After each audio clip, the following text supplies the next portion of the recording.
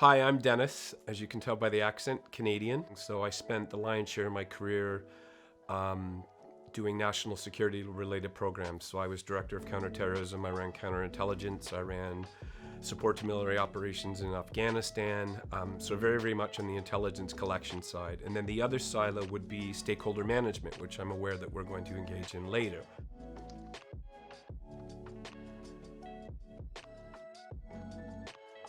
A good example would be, for instance, in the support to military operations space, very rigid log-standing planning because we knew, for instance, in Kandahar there would be a big road move. So we'd done all the intelligence prep for it.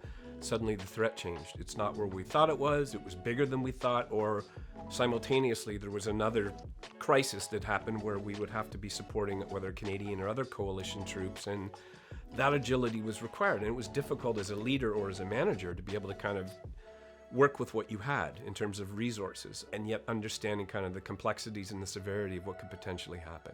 I've noticed in my, verging on 18 to 20 months within the private sector, it's no different. Organizations need to have that agility as well in order to kind of not only kind of continue, but let alone succeed and, profit.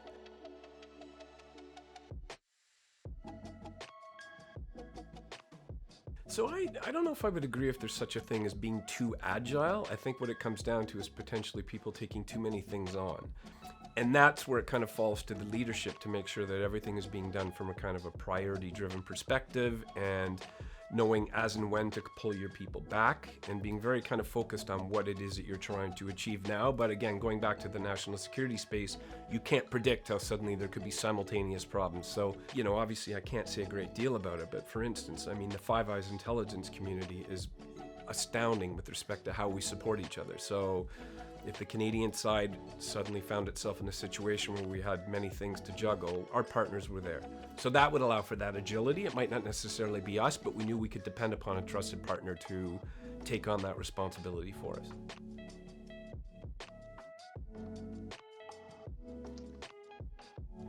Yeah, with respect to kind of our priority to making sure that the employee base are safe, it's of paramount importance, right? That's of the highest importance because it's my responsibility to make sure that, the work that they're doing is within an envelope where it's legal, right?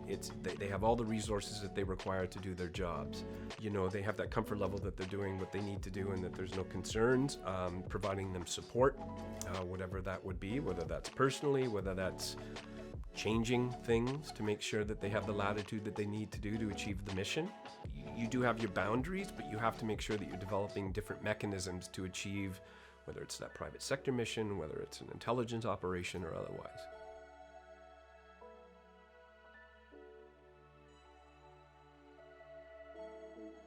So that kind of new idea thing and the pressure from above is something that I experienced all of the time. For instance, an event occurred, and even if it was in a partner country, the immediate thing from downtown will be, what are you doing about it? And more often than not, we would get back into that kind of partnership space that I mentioned, where we would kind of team up with others and try to, as best as possible, achieve some degree of success as it relates to the requirement. But I think it's just sticking to that focus, right? Sticking to the strategy for me.